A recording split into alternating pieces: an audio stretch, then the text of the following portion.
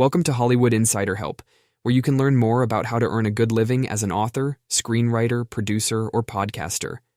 Remember, you can find great live and on-demand training designed to help you earn a good living making media you love at nancyfultonmeetups.com and nfm24.com. Our host is Nancy Fulton. Let's dive in. My name is Nancy Fulton. This is an event where we're going to be talking about dealing with Hollywood hijackals. And our guest today is Dr. Rhoberta Shaler, and she is a relationship expert who helps the partners, employees, exes, and adult children of relentlessly difficult people she calls hijackals. Her work has been featured on Fox News, PsychCentral, Cosmopolitan, Good Housekeeping, The Good Men Project, eHarmony, Care 2, Greatist, Pulse, and The Needs, among many others. She is the author of 16 books, including The Definitive Guide to Dealing with Relentlessly Difficult People. Even the U.S. Marines have enlisted her help. You can learn more about Dr. Shaler's work at forrelationshiphelp.com and via her YouTube channel, For Relationship Help. She's also host of 2 podcasts, Emotional Savvy, The Relationship Help Show, and Save Your Sanity, Help for Handling Hijackals. Dr. Shaler, would you like to talk for a few minutes about how you actually decided to pick up this particular aspect of psychology and make it into a practice that you do indeed practice worldwide? Sure. I'm just delighted to be here, Nancy, and I'm so glad to see so many people joining us. Why I made this the focus of my practice is really quite simple. I was raised in a den of hijackals. I attracted them, I married them, I divorced them, I co-parented with them, and finally I had to heal from them.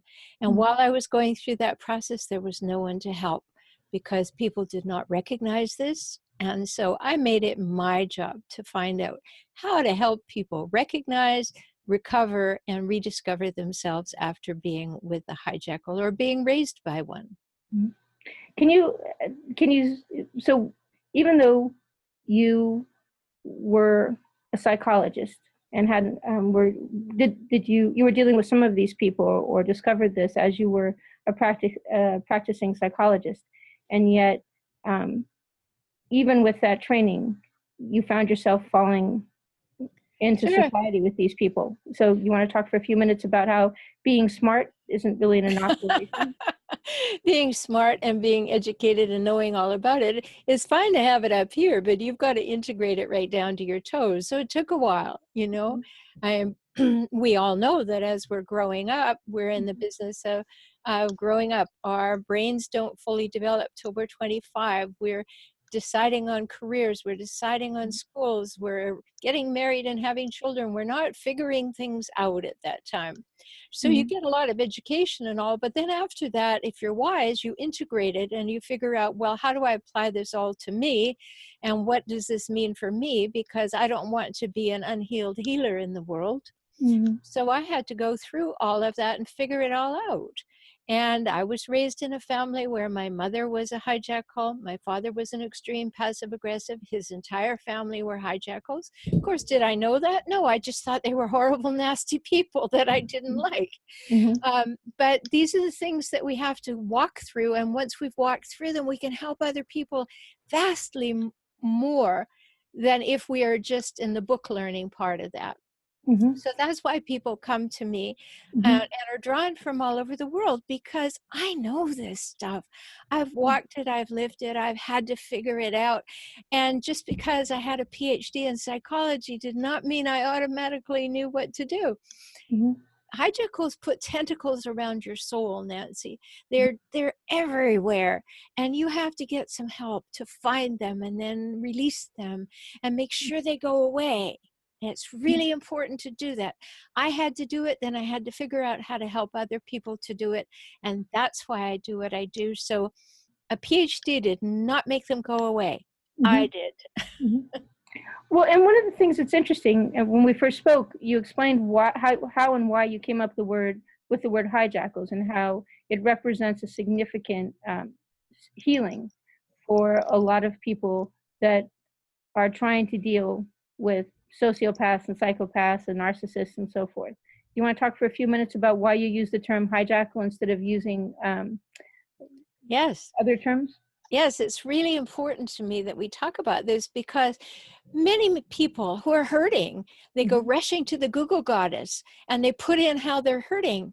And remember, the Google goddess has no credentials. It's an index. They just throw things back at you.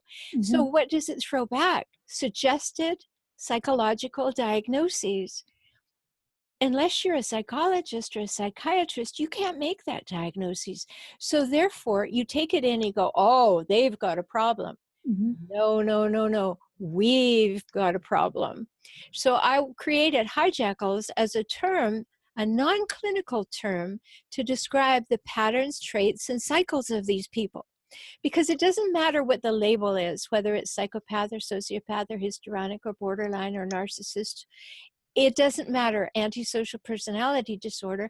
What matters is how they behave and how you interact with them. So the definition of hijackals, Nancy, are people who hijack relationships for their own purposes, then relentlessly scavenge them for power, status, and control daily. Do you think one of the reasons people have such a hard time dealing with hijackals, whether it's in their career or in their personal lives, is that they have a hard time believing that it's actually happening? Things happen to them and they don't know what those things are. They know that they're being hurt, but they don't understand. They tend to think, I'm hurting myself, or if only I were better, or if only I were more tolerant, or if only I were stronger, then I wouldn't be feeling this pain and this wouldn't be happening to me. Can you talk a little bit about what about a person makes them attractive to hijackals and keeps them in, and what about a person helps them stay in those relationships that you can help them solve? Sure. Well, those are big questions, but we'll address it from a start. First of all, you're right. I mean, good people will take on, like, there must be something I'm doing. I could do it better. This person really can't be behaving like this. I mean, they behave in jaw-dropping ways. You know, one of the hallmarks of hijackals, and I have a home study program that you can take called Seeing the Cycles, so that you really, really understand and get into some depth about these things. But some of the things about these, one of them in particular is incredulity. They count on the fact that you will be saying to yourself, who does that? Who talks that way? And yet then you'll scurry and make rationalizations and excuses and justifications for why they're behaving that way. They count on you letting them off the hook. And the second reason that these people will show up in your life is that you've come from a background where there were hijackals. And so they can almost pick up the scent of that. They can see that you're already groomed for them. But you don't know that because somehow this relationship seems so wonderful, but there's something about it that is familiar. And you could be very comfortably uncomfortable because it's a way that you are familiar with because it happened at home to you. So it's important for us to understand that really good people get completely taken in by hijackals, whether they've had that in their background or they're brand new to it. And what they're counting on is that you're going to lean in and say, oh, I can make myself into a pretzel or even more into a doormat. And maybe then you'll be happy. And so we think we're helping and nurturing and loving, and actually we're being used. And does it matter whether or not the hijackal presents themselves or feels? I think a lot of times people get caught up in trying to help these people because they seem like such wells of need and such wells of pain, and they think, well, I can make it better. I can make them feel better, and then they'll behave normally. I can fill this wound. And there's a vulnerability to some of these folks that seems to rope people in and keeps them in the relationship much longer than they would if the person were more aggressive or didn't have that aspect of vulnerability. That's true. I mean, certainly they pull at your heartstrings, and covert hijackals, those ones who are not out there beating their chest saying how wonderful they are, they will play the victim like crazy. So they will draw you in to save them, to nurture them, to be the one who can help them, the one that can fix them, that can create an environment they never had so they finally feel good about themselves.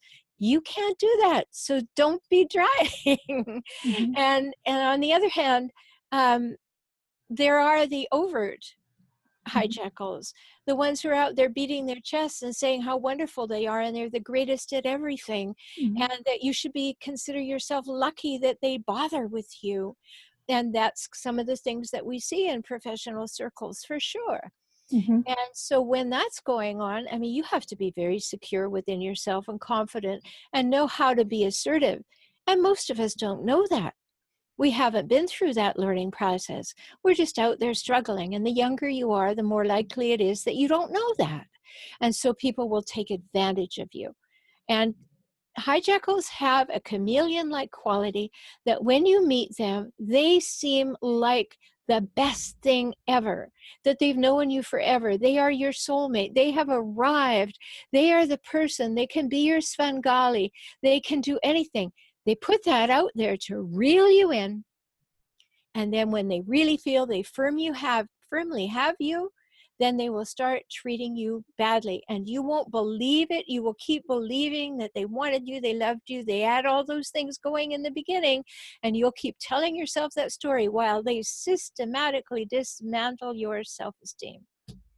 And is that part of their process, when in order for them to maximize the amount of support or resources or um, relationships that they can take from you, is taking apart your self-esteem part of that, or is Oh, it? absolutely.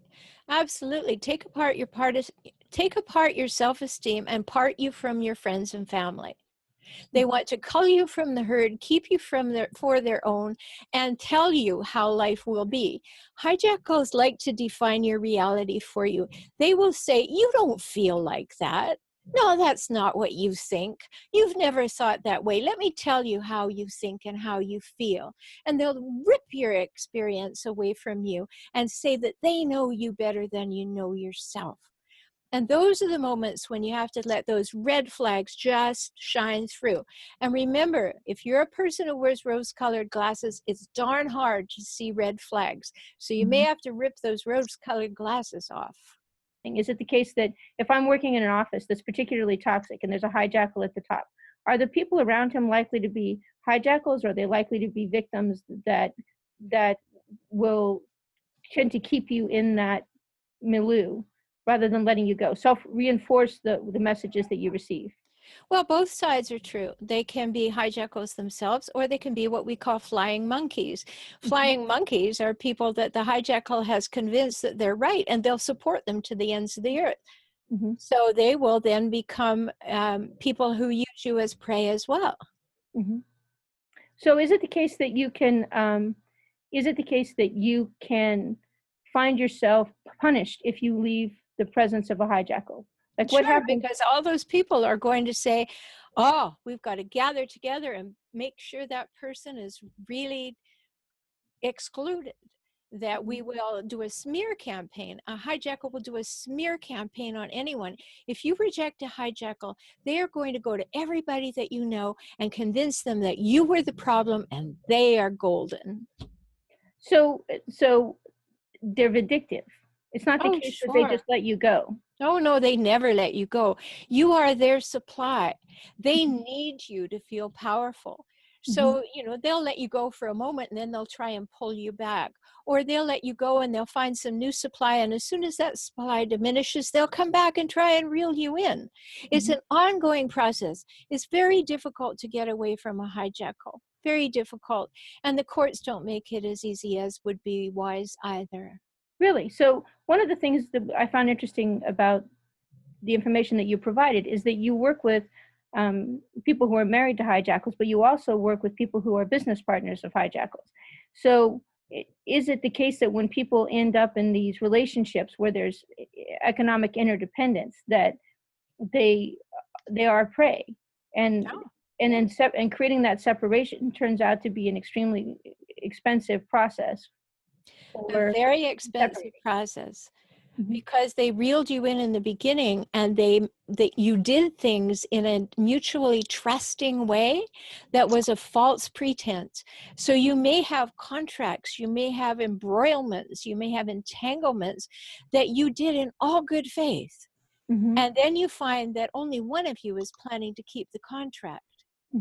And then they're going to blame you for everything that happened. And they're going to take that to court and present that in that way. And so, yes, go into things much more slowly than you'd like to, because you may be going into something that you will regret. Do the courts recognize, I guess the courts don't really recognize the fact that one person could be deceptive, that you married somebody who's an incredibly deceptive person, or that you've got a partner who's incredibly deceptive. And is it the case that the hijackals are very skilled at tend to be very skilled at manipulating the perceptions of others? So it's difficult to convince people that this kind of thing is happening. Is that yes, that's true. That happens. But another thing that I've noticed by going to court for my clients, and I don't do it anymore, but I will work with their attorneys to create better scenarios, is that hijackals tend to hire hijackal attorneys. So now you've got two for the price of one, standing up, grandstanding, posturing, lying, manipulating, exploiting, seducing the court. And the court only sees a snapshot, a moment in time as presented to them of the picture of what they're dealing with. They don't get the whole nasty video.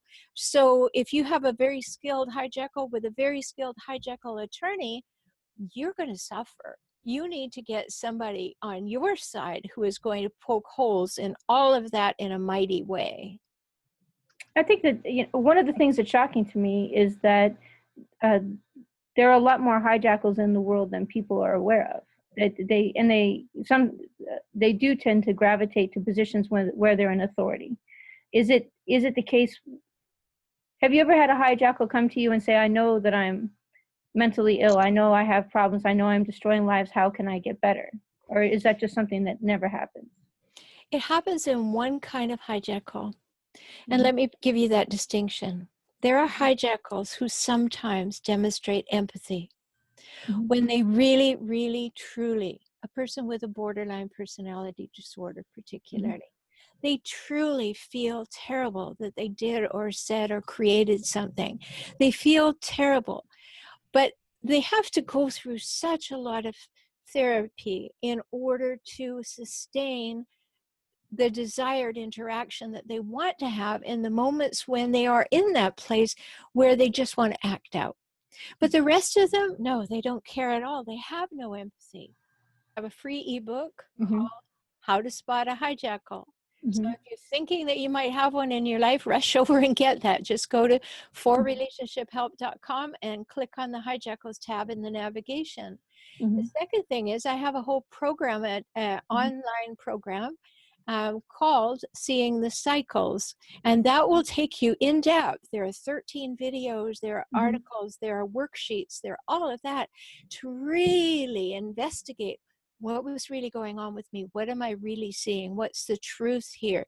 So that you learn those 10 hallmarks of hijackals and they won't get by you again. I think a lot of people don't get involved in therapy because they think that it's going to take a long time, or they think that it's going to be incredibly expensive, or they think that it's not really necessary, I can heal myself. Can you talk a little bit about the benefit what are the benefits of actually getting treatment? Are they just getting rid of hijackals, or does it have other benefits? And how long does it take? Well, everybody's different in terms of how long it takes, but it takes longer than you wish it did because you've been attractive to hijackals for longer than you wish you had. So we have to go back and find those tentacles around the soul. For some people, it happened in a past adult relationship. That takes less time than if it happened to you right from the moment you drew breath and took up space on this earth. And in order to know that you have the right to draw breath and take up space, you have to go back and inhabit those places to learn to be assertive. So yes, it can take quite a while.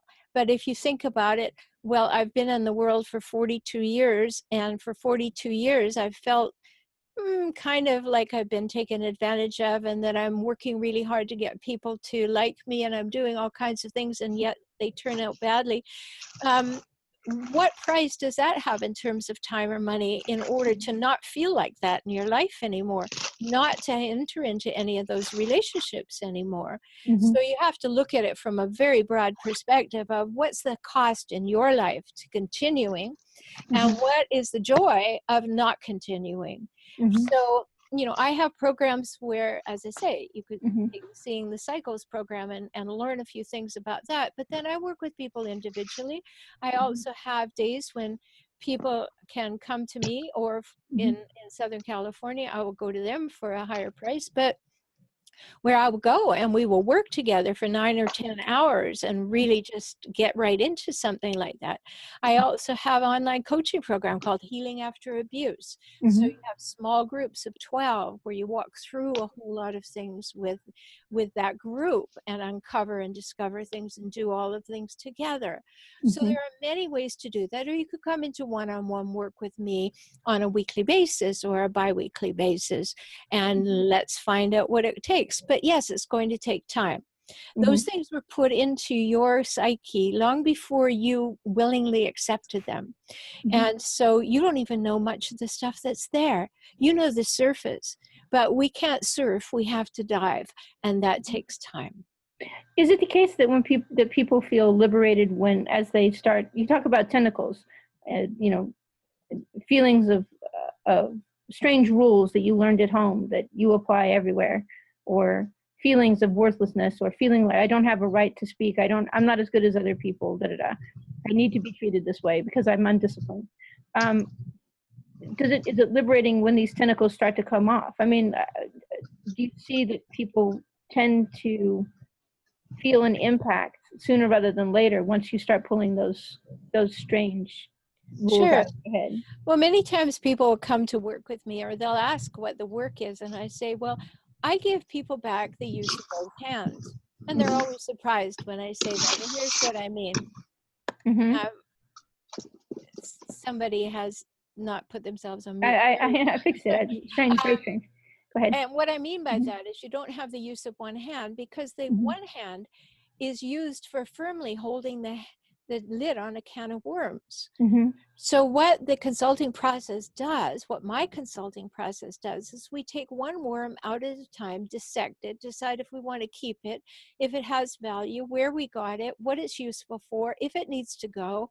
And slowly we take those things, reconstruct your life in a way that gives you the use of both hands.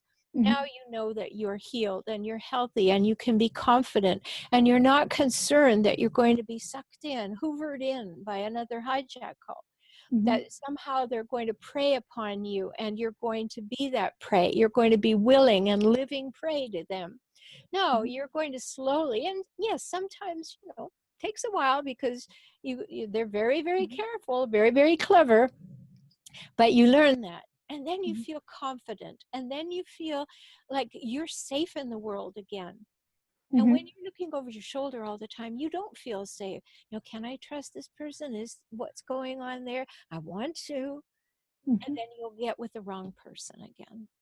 It seems like for people is there a benefit to people who have children, who have found themselves over and over again in these toxic relationships? Is there a benefit to families and to children that are of those families when one of the people actually decides to get the therapy that makes it possible for them to not attract these people going forward? Sure, because you're the model of how to be a man or woman, and how to be a man or woman in relationship. And when you start changing the model that you are, your children start benefiting from that immediately. And that's a great gift to give to yourself, and an even better gift to give to your children, because those children don't have a choice. They're going to watch what you do, and children are far more likely to do what you do than do what you say. So you're building that in, and if you change and you become healthier, your children will get a better model. And do you have programs that help families as well as just individuals? Sure, because my sessions can be used as a family session or an individual session or a couple session.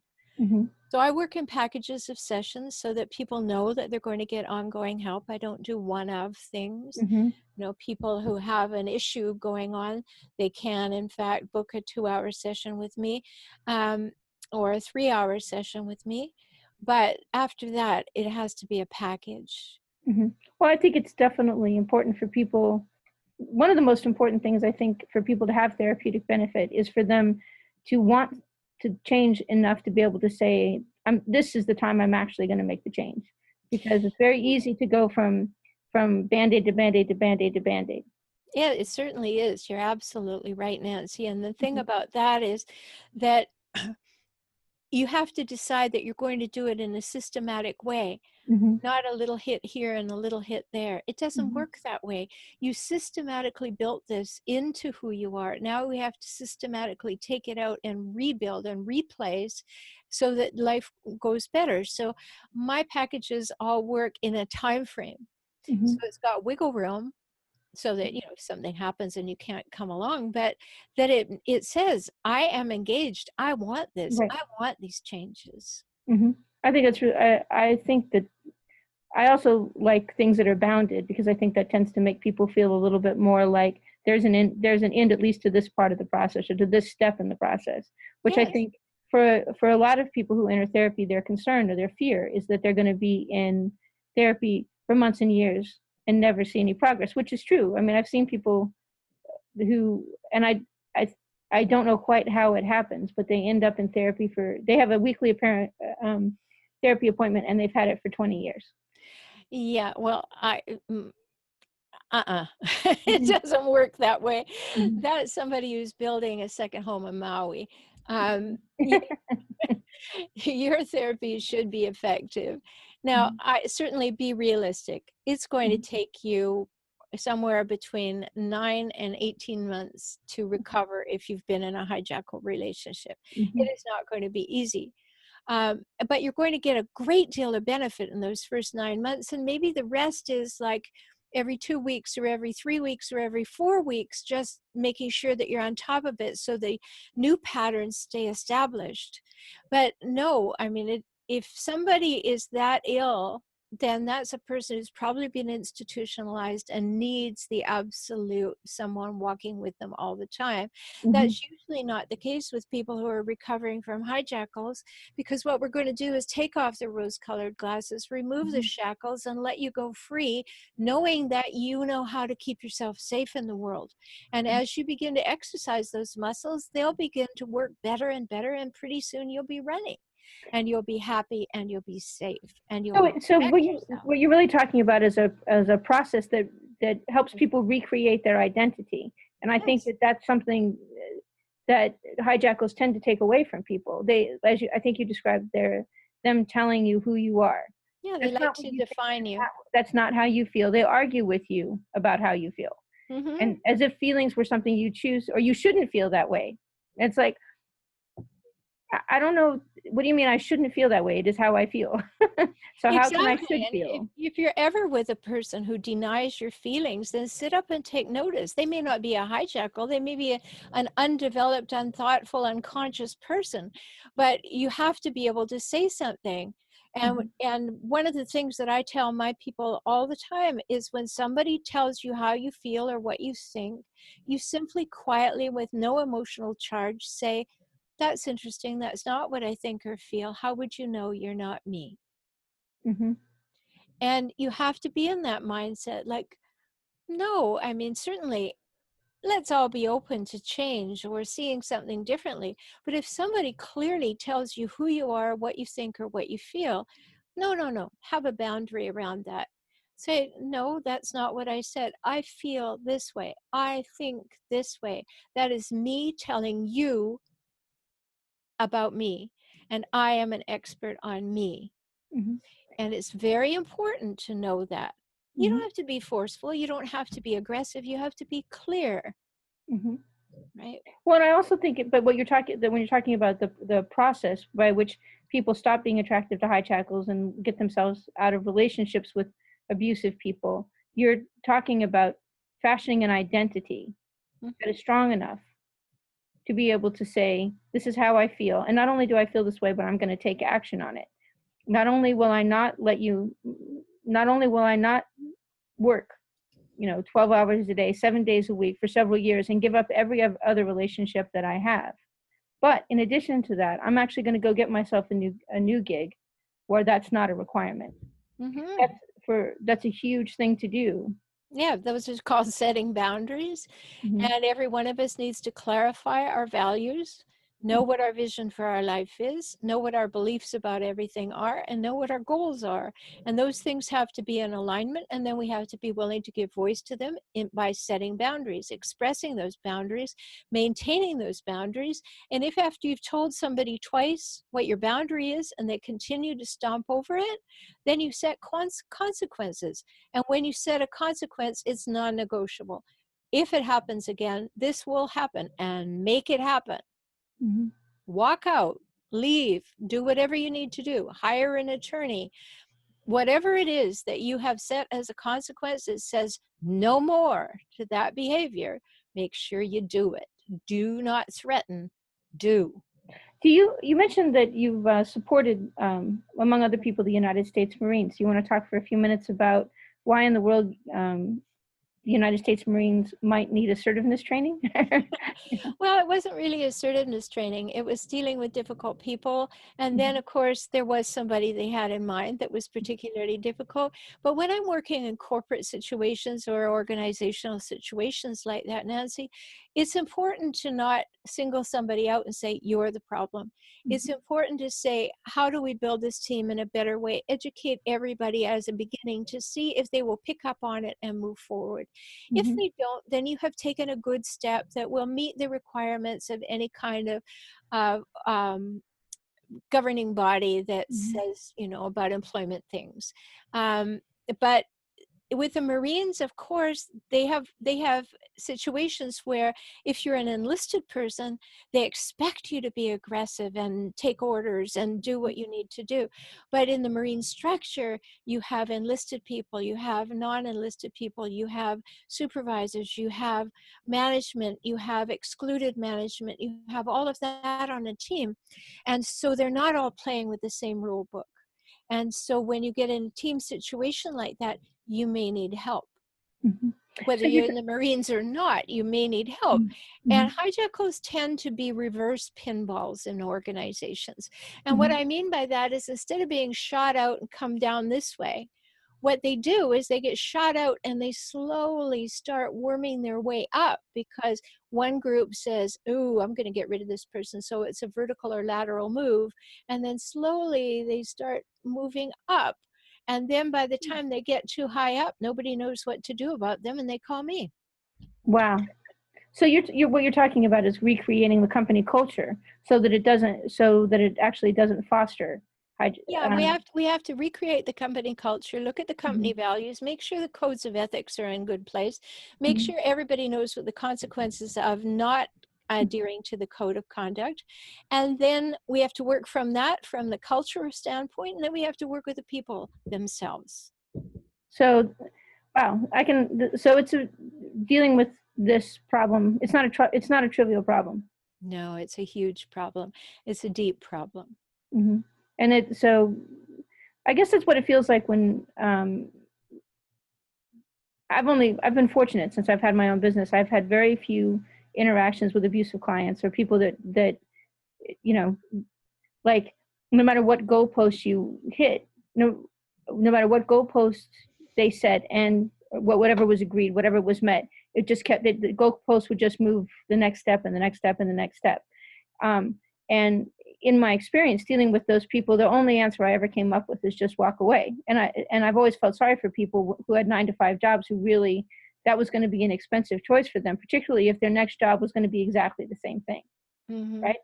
So it's interesting to hear you talk about the fact that that there's a process to move through, and if it's an average of 9 months to 18 months, that it's a commitment to make that change.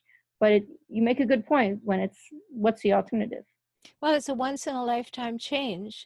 and your life is going to get so much better, and you're going to feel so much better every day, that you can count on yourself, that you're safe in the world. You will have respect. You'll respect yourself. You know how to communicate. You know how to manage conflict. You know, I do a lot of things, Nancy. I teach negotiation skills in the MBA program at a university. I mean, these things are skills we need to learn. And when we're dealing with hijackals, they are supreme negotiators because they're manipulative. And so they're not really negotiating, they're manipulating and persuading. And there's a big difference there. Negotiation is when we are actually both sitting down with some set of desired outcomes where we will work to achieve those. With a hijackal, they just simply want to manipulate you into doing what they want you to do. And what you want has no bearing on it. So it's not a true negotiation in any way, even though they'll perhaps call it that, or say that we negotiated something when in fact you were told you had no way out. And you need to know how to respond to that. And think of all the people who go for, maybe they're looking for a raise, maybe they're looking at a new job, maybe they're auditioning for something, but they need to know what culture they're stepping into. They need to know what questions to ask. And if you don't know that, then you're going to go in, do your very best, and maybe find yourself in a great spot, or maybe find yourself in a hijackal culture that makes you want to run and tear your hair out and hide under the covers. Right. Well, I think particularly working in Hollywood, like you, I support a lot of different people through a lot of different events. And the interesting thing in Hollywood is that it's a culture where you're making a new deal more often than most people make. Some people, like, they'll get a job, and they might get a new job in 3 years or 5 years. In Hollywood, obviously, if you're doing stuff that's on set, you're getting a new job 6 or 7 times a year. So if you've got a proclivity for ending up with the wrong people, or for ending up on the wrong sets, and if these are cultures that work, that where you get a good rep from this hijackal, and he tells other people about you, you get invited onto another project, you don't realize that you're going into the same exact situation again. It perpetuates itself, and you don't feel safe. And after a while, you start to think Hollywood is a really rotten place, and everybody that works there is crazy. And then obviously there are other people who seem to have golden careers, and it's probably because, as you described, they understand what's supposed to happen. That you go from supportive environment to supportive environment. Right. You end up everybody better off. And you have to know how to get along with divas and drama. You know, there some people are pseudo hijackals. You know, they try something and they think they're going to get away with it, and when they don't get away with it, they just let go. Right. But hijackals are tenacious. They don't let you go. They never let you go, and there's a difference there. But you're always going to be involved in drama around a hijackal, and not the good kind at all. Right.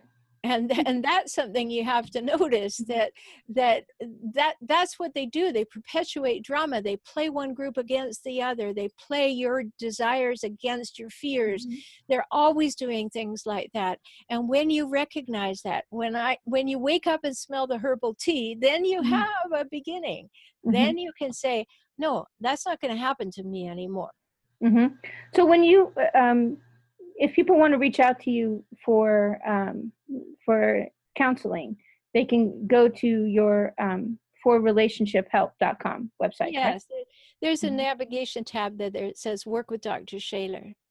And is that the same? If somebody, do you have any resources available on your site for people that are working in a professional environment and need specific advice or insight? Sure, you can look at all the blog posts that are on For Relationship Help. I have 150 videos on YouTube that I've done. So my channel there is called For Relationship Help. You can come along to my podcast, Emotional Savvy, or you can come to the podcast, Save Your Sanity, Help for Handling Hijackals. Very, very specific information there. If you have a particular question you'd like me to address on the podcast or a YouTube video, you can send that to forrelationshiphelp.com/submit, and I will answer that. I also have, starting tomorrow, a very exclusive exclusive in the sense that it's running on my website as opposed to Facebook, a monthly group, which only costs $14 to belong to, but it's a place where you can ask your questions, talk to one another away from Facebook, where nothing can happen. Anonymously, right? Yes. Well, it's not anonymous at all. It can be if you want it to be. You can make up a name, or you can actually honestly interact with other people there. But I wanted to take it away from Facebook, Nancy, so that people did not have that worry. Who can see this? How do they see this? No, it's going to be completely on my website. And if people want information about that, they can just send me an email at rs@forrelationshiphelp.com. That is like, I think it's, my mother was got interested in therapy when I was a kid. So, and she was studying, long story, I ended up getting a lot more therapy than I wanted. Actually, I enjoyed it quite a bit, but looking back, I go, I feel like I was going to help other people. Like they had a kids group and they needed 10 to make up the number. But the interesting thing is, I really think group therapy is incredibly and profoundly helpful, because a lot of times it's hearing somebody else describe something that's happening to them, and your instant response is, why would you let that happen?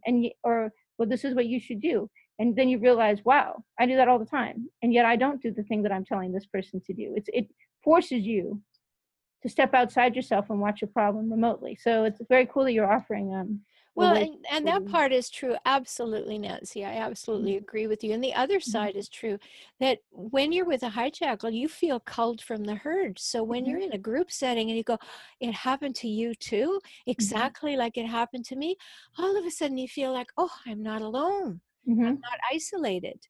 And that's so important. So very important to know that, the number of hijackals statistically is going up in the United States and in other countries around the world. And we need to be on it. And the only way that we know the statistics are going up is the statistics around people who have been formally diagnosed are going up. The chances of a hijackal going for a diagnosis are slim to none.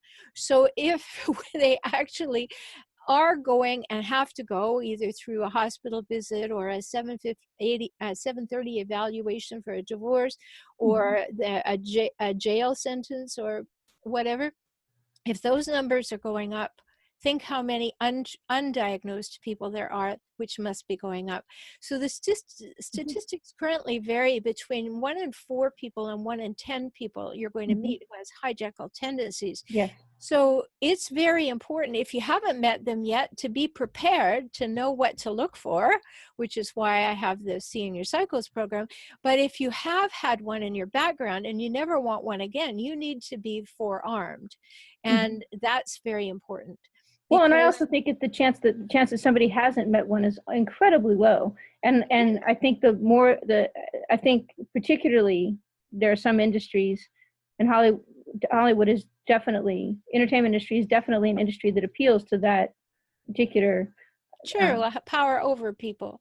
Right. I mean, if you want to have some fun at some time, everybody just go and look up the top careers of psychopaths and see what they're attracted to. It's terrible. But what they're attracted to is having power over other humans.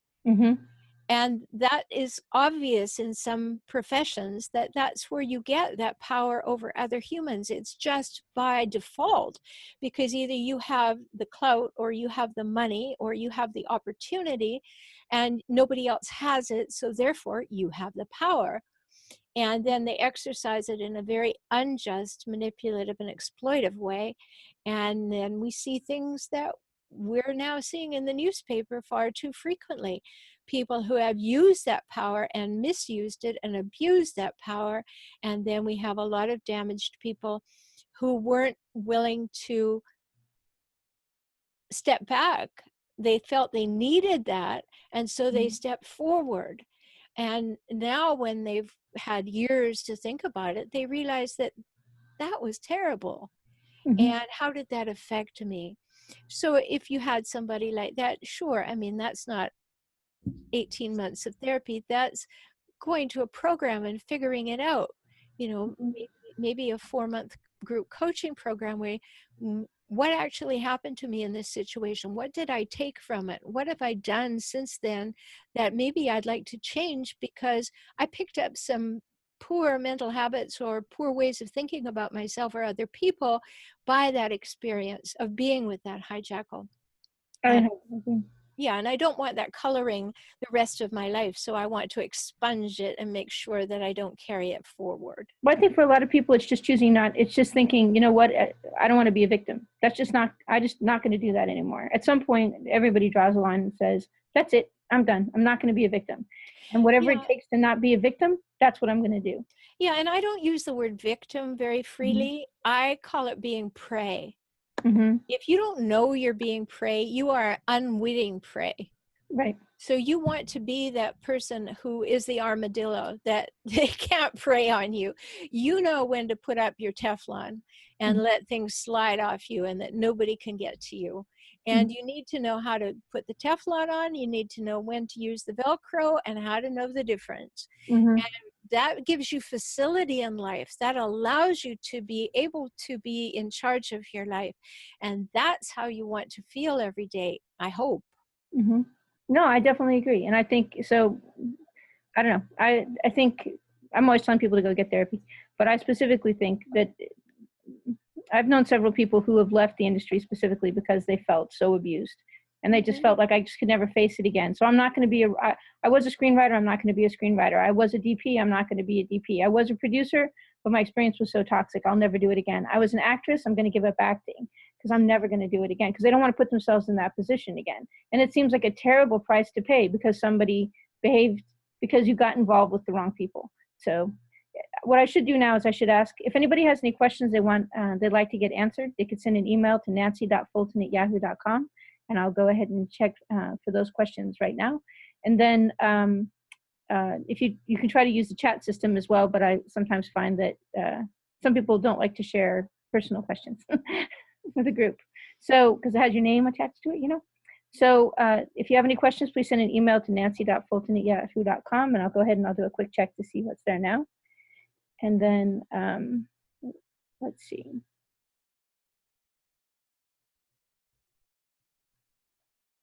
Cool. Actually, this is one question which is interesting. It's kind of a formal question, but they ask what form of therapy do you provide? Do you do cognitive behavioral therapy, or is it DBT, or what kinds of treatment protocols do you use? Well, first of all, let me say that I don't even consider what I do therapy anymore. It's therapeutic, but it's not therapy. So I use whatever is required in this situation, but I consider myself now a relationship consultant. And the reason for that is I'm going to tell you what you need to think about and what you need to do. I'm not going to say, and what do you think about that? So I stopped practicing as a psychologist. I don't call myself a counselor. I don't call myself a therapist. I call myself a relationship consultant, so we can get in and get the job done and not mince words and pussyfoot around the issues. And sometimes that's what causes those long-term therapies, because it's just like herding cats all the time. Sometimes you just need to have someone say to you directly, how's that working for you? You know, what do you think the commonalities are here? What do you think is causing that? Let's get specific and get on with it. And so in answer to that question, sometimes it's cognitive therapy, sometimes it's somatics. I happen to be as Shivananda yoga instructor. Sometimes I'm going to use breathing techniques. Sometimes I'm going to have you lie down and do some things. Sometimes I'm going to help you be better at communicating with your partner so that you can practice to be better at communicating out in the world. Whatever it takes to get you from hijackal bait to absolute health, and I'm going to use it. That's very interesting. It's an interesting distinction between counselor or a counselor and consultant therapist. Do you have you do work with people? I think you mentioned that you do work with people face to face if they schedule an appointment with you. It's just that you also work routinely with people here in Los Angeles and elsewhere who don't feel like making the drive to San Diego. I do all my work this way, right on Zoom. Okay. Mm-hmm. Cool. Except for the days, the special days when people book to spend a day with me, Mm-hmm. then we do that in a hotel situation. Mm-hmm. And if I'm here in San Diego, so people come to San Diego. If they invite me to go to Los Angeles or San Francisco, which is as far as I will travel for that event, then there's an extra cost, but I will do it. And we will work very one-on-one, bang, bang, bang, bang, and get the most work we can done in the shortest period of time. And We you can do also that also on the phone or and you on Zoom. and you'll also do if you're working with an organization, and they want to have you come in and speak for 4 hours or something like that, or Sure. coach for a period of time, you'll do that as well. And they should Yes. just reach out to you via email in Mhm. order to get that kind of professional help. Sure. Cool. Yes. That's very interesting. So let's see. If people have questions going forward, do you want to share should they just go to your website and use the contact form there, or do you want to share your email address again? I'll share my email address. It's rs Mm-hmm. at forrelationshiphelp.com. Be sure to put in the subject line, Nancy Fulton Show, I have a question. All right, cool. That'll make it, that's actually a good idea. So I want to thank you very much for taking the time to meet with us today. I think it's an incredibly important field of work. And I also think that it's something that really does remake lives. I think people do, it's not an accident when you keep meeting abusive people and forming close relationships with them over and over and over again. And I do think it's possible to go to therapists that don't specialize in treating that. It's so possible. You know, I have clients, Nancy, particularly couple and individual clients, who tell me that they've been to between 3 and 6 therapists. And each time they went, the hijackal won. The hijackal won over the professional to their side. And so they went full of hope that things were going to change. And what happened was the professional and the hijackal joined together to rewound the client. When somebody doesn't have this as a specialty, when they haven't had it as part of their life experience, they don't see it so readily and they don't see it as often. And it's not like I'm looking around and saying everybody is a hijackal. It's certainly not that.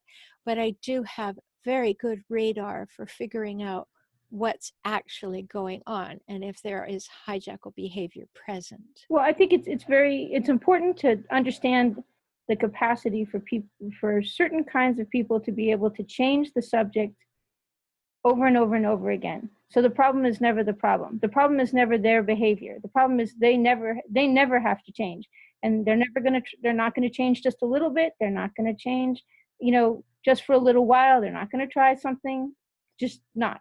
And it turns into this abusive situation where the only answer is their answer. Yes. And they practice distraction, deflection, and deferment.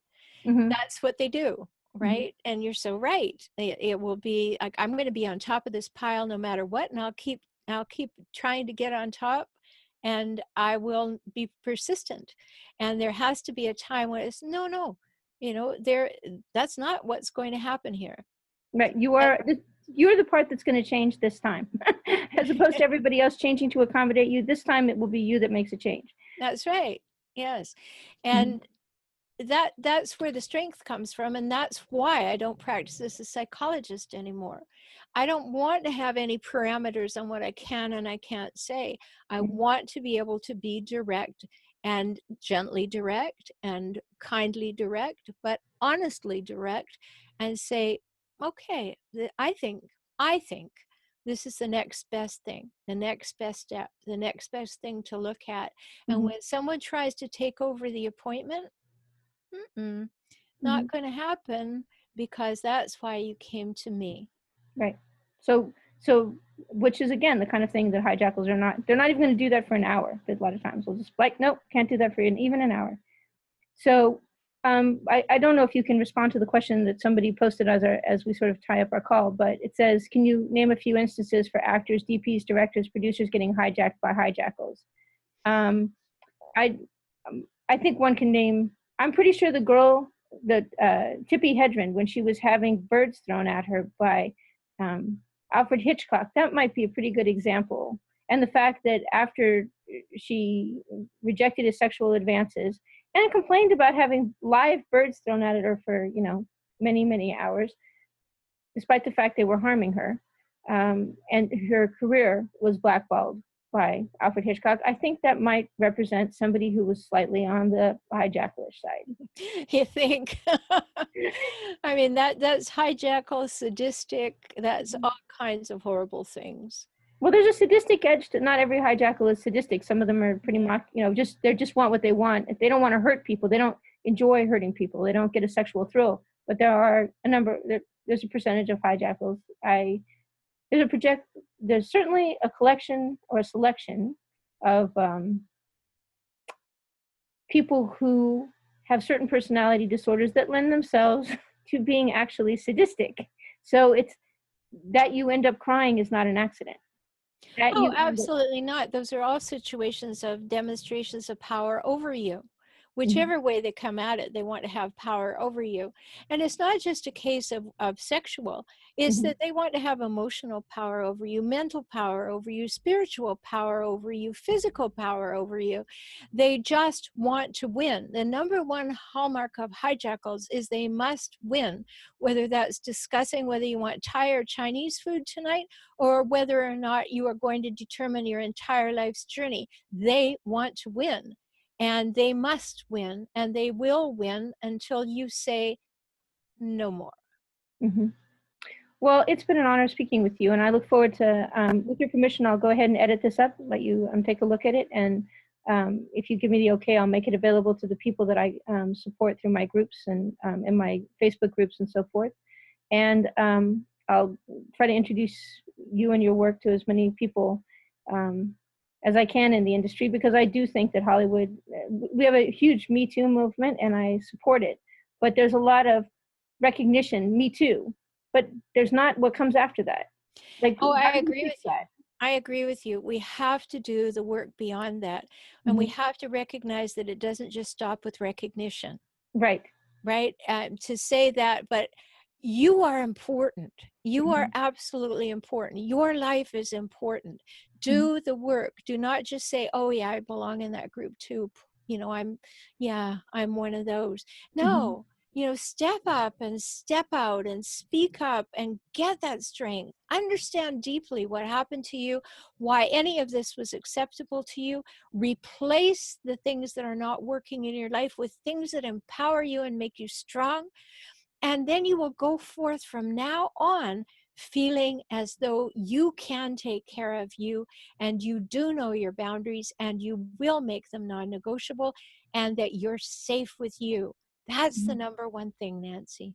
I think and I think there's some people say, well, it's gone on so long, it's too late, or no, it's so not. those are all just ways of saying that you're not worth it. You should get help in order to live your life. You can say, well, 9 months or 18 months or 2 years or whatever seems too long, but what's the alternative? Because you're going to live those same 2 years anyway. That's right. And I have people in my practice who have been married to somebody for, one of the women I think about 34 years before she woke up and smelled the herbal tea. And she said, oh my goodness, I didn't know this was a thing. And when she started to realize that she was not alone and that it was a thing, she was able to turn it around. And for people who want something right away, right this minute, go to Facebook and go to my closed group. It's called Optimize Life. Join in there. There's 500 people there that will say, yes, you're welcome. Let's talk. Let's talk about issues. Let's talk about our stories. Let's make sure that this doesn't happen again. So that group is called Optimize Life. Just search for it on Facebook. It's facebook.com/group/hijackals. I think it's a great idea. I think starting on, for a lot of people that are unfamiliar with the processes involved, I think joining a group may be, if you've never had therapy and you're afraid of getting therapy, it may be one of the most comfortable ways. Sure, you can hide out there. You can lurk. Yeah. And watching somebody, well, and it's fun. It sounds funny. I can't tell you, I should let you go, but I've met so many people over the last few, I come from California and we do therapy here, but I know people from the East Coast, and it's like when you look at them, you go, you think you need to see a therapist, and here's some, I just think you'd be happier. And it's like, it is honestly like saying they're the worst people ever. Like you're saying that I'm broken. I'm saying, no, I'm saying you're not happy. You never, and that you might be happier. So if you're afraid of therapy, I think it's any way that you can start interfacing with other people. Yes, you'll not only be happier, but you'll be more powerful within yourself. You can count on you. You can be safe with you. You can respect yourself. You don't respect yourself when someone walks over you. You don't want to be that trampled person. You want to know what to say and why to say it and how to say it so that that doesn't happen. It's just a way of keeping yourself safe and being able to give your best self to what's going on, not spending time in resentment and feeling like you're not empowered. Exactly. And I think nothing is more important to the creative process. It's just, you have to be able to think clearly, you know, and be able to stand up for yourself and your work. Well, I really, I can't tell you how much I enjoyed today's conversation. I think it's very important, and I look forward to sharing it with others. Thanks so much, Nancy. It's been a pleasure to be with you. I hope you have an excellent afternoon. Thank you. You too. Goodbye, everyone.